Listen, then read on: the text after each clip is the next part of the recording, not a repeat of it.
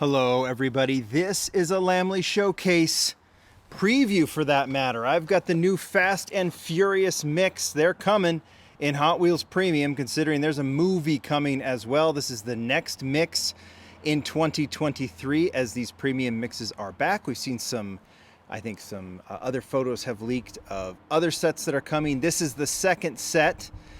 Just Fast and Furious is the theme. It's got some repeats. I know there's a lot of opinions about those. Don't really need to go over them. They do some repeats. And this one, a little bittersweet considering we have repeats like this, but we also have some pretty fantastic new stuff like this. So that's what I'm going to focus on. Let's just get through the repeats right now. I'm not going to do them in numerical order. I'm just going to go with it. If you look on the back, obviously the movie that this is from is highlighted. There's the other four models. There is this, that's Thunder, which means rain might be coming and I'll have to shut this down, but let's see what we can get done. Like in Hypersport, we'll just take a look at it on the turntable, right? Here's the art. I don't know if maybe these are actually done with backgrounds from the movies. Yeah, this would be that building in Dubai, right? I sometimes don't know my Fast and Furious history very well, but that I do know. And if this one was from F9, that would have been maybe the island, or that the Rocks Island, if I remember. And this is a factory, and I think I remember where that. Anyway, Fate of the Furious. All right, let's just get to it. Like in Hypersport, I don't see anything different. In fact, I looked at these before I even started this video to see if there's anything that I saw that was different. If there is, maybe a slight shade difference, but essentially the same thing. So those that missed the Like in Hypersport when it came out originally, they get this one now. 10 spokes are all the same, everything else, and those of us who already have them, it's a repeat. I don't have to really talk too much about that because some people like them, some people don't. Some people think it's Fast and Furious overkill, but as I've argued before, if you've got the license, you use it, because we complain and complain and complain, and we buy these up constantly. These cars don't hang. That's the Lycan. Here's another one, 1971 Plymouth GTX. Now, one thing that I will say, art is fantastic on this one. That is just fabulous. Is sometimes when they do these repeats, they switch up the wheels a little bit, and that would be cool. In this case, there was a variation on this one, but this one gets those lace style GT wheels, which, I mean, the model is fantastic. The Plymouth GTX, it looks really good in black with that trim and that kind of copper-ish, those copper-ish rims. It just really is sharp. There's no doubt about it, but obviously it is a repeat, and I don't see very much difference with that one. And the same goes with the Dodge Charger SRT Hellcat wide body. Nice to see that one here too. Art, wonderful. Casting, fabulous for sure. This one also moved to basic, right? In that Fast and Furious set. We're going to have Fast and Furious Overkill because there's a movie coming out. And we just hope that there's more new stuff for sure. This one, same thing. Stripes look the same on the top. Black body looks good. It's a really good looking casting. I love the 5-spoke wheels. I just wish maybe they would have switched it up for those of us that want some differences. But I'll put these in my Fast and Furious Premium collection. Two models that I think are the more important ones that we'll be more interested in. I'm obviously super interested in this one, but let's talk about the 1969 Chevy Camaro. This is an old school classic casting. The art is cool. I'd almost think that this one's better. I mean, maybe it's supposed to be a darker shade. This one is from Too Fast, Too Furious, right? So a while ago. And LA in the background, that's what it looks like to me. In the context, you guys can put it in the comments. But yeah, here is a fresh one. We haven't seen this casting. I mean, the casting is not new by any means, but we haven't seen this one done. Now, the one thing I'll say about these, and I'm going to open this up right now, is that, and I've said this about Fast and Furious, I don't have much affinity for the movies. I mean, I'll watch them, and there's some rad cars in them, that's for sure. But it's one thing when you get this kind of model, which, is a very specific graphic that was on the car that Paul Walker drove in, I think, the original or the later one. And then there's, of course, this one. He also drove that one. These are the very specific Fast and Furious decos that you're used to, that you see in the movie. They're very iconic. There's no doubt about that. But what I really like about these sets is Hot Wheels puts a ton of budget into Fast and Furious. That's why they're producing these premiums. The license is super important. The cars are wildly popular. Collectors are not.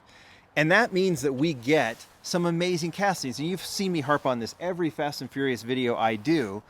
And even better, not only do we get cool castings, but sometimes we get really cool versions that, whether they're from Fast and Furious or not, it doesn't even matter. That's what I've got here. And so let's talk about that for a second, then we'll get to the Land Cruiser. So Chevy Camaro, I'm going to open it up. The art on this is really nice. So classic casting, if I look at the base on this one, it is the standard 69 Camaro, and you notice the date on that, 2007. 5 spokes. I mean, if this were released without Fast and Furious cards on it, well, I think we'd all be pretty stoked with the Yenko deco on it. Blue color is fantastic. This casting, like they've been doing like that, what is it, Pro-Am version that Brendan Vituski did.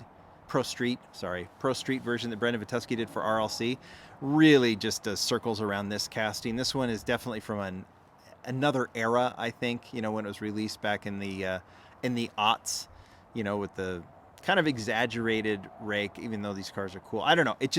This would be a casting of the 69 Camaro I'd love to see updated for premium as well. But this one is really, really nice, and it is a nice version of this casting. Obviously get the full detail, and this is what Fast and Furious brings. So I will always be appreciative of these sets. I don't think it's overkill unless they do the repeats. That's, I'm as frustrated as you about it. I wish they wouldn't do it. But the fact that we're getting castings and cool decos, and there's nothing, there's no specific to Fast and Furious deco on that one, I'm into it.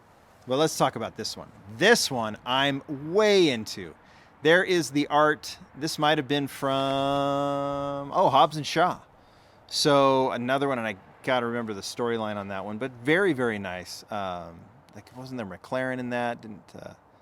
Anyway, I can't remember the context. But here is a very stock, plain-looking Toyota Land Cruiser FJ60. We have not seen this model since it was first released in 2021, wasn't it? I thought we'd see this one for sure come right afterwards, but this was in the Toyota set. Just an amazing casting with that really classic Toyota deco on it, JNC on the window. I just always thought this was I just think they nailed it. That it's in that stock. It's a little lifted maybe, but other than that, everything else about this casting is darn near perfect, and I actually like it lifted. So this was a fantastic release from the Toyota, I'll put this right here, from the Toyota set. And now we have this one. I'll put it down for a second. And again, I'll just pull out a couple of highlights. This is what I'm talking about. This is a Grand National that we got. It was a far better casting than the original Grand National Hot Wheels did. We don't get that one without Fast and Furious. This Nova is the best Nova that's been done, in my opinion. We don't get that one without Fast and Furious. Ryo Asada got to take on the Acura NSX again and do a more stock-like version with this Type R. This is actually the Honda NSX. That one is fantastic. I mean, there's a million. We don't get this BMW because of it. The Land Rover Defender, which we've seen a ton. This plain black version doesn't need to be Fast and Furious or not. It's just fantastic. Jeep Cherokee. I mean, I can just point out all these. I can just go on and on. The latest already from this year is this one, the Porsche Cayman. Which is a great casting too that we don't get because Fast and Furious. So mixed opinions. Am I a little do the repeats annoy me? Yes, they do. Just like everyone else, I could do without them. I understand why they do them because they need to maximize the budget on these models, but they always sell. So I can't argue with Hot Wheels on that. And I'm glad that we do get a couple of new ones here. But let's talk about the Land Cruiser. We've already done it. We've already shown the other one. There's the art. Let's open this up, have a look, and then we can call it a day. While I'm opening this, I didn't pull out the black R32, which is one of the all-timers. I think that black R32, it's actually right up there. Corvette as well. Those are really, really good. Okay, check this out. I really like the Toyota version, the Toyota set with that striping, but this one is just so clean that I think I actually like it better. I like the rims better on this one. They look more of that utility type. Like this is definitely a Land Cruiser that you would see romping through the jungle, which I just think is incredible. Just incredible. The way they've done the rear license is very nice. The trim on the back and on the sides, This instantly becomes one of my favorites of the year. I actually think it is an upgrade from the Toyota version. Not an upgrade, just a great companion doing it in stock. I don't know if we get a clean version like this without the Fast and Furious connection on this. And that's what I'm saying. I'm not an apologist for this. All I know is that this is in my hand. It's really, really cool. And I'm super, super stoked that we have it. You guys tell me what you think. That's it. It's a set that I know is going to bring mixed opinions. There's going to be opinions about milking Fast and Furious, all that kind of stuff.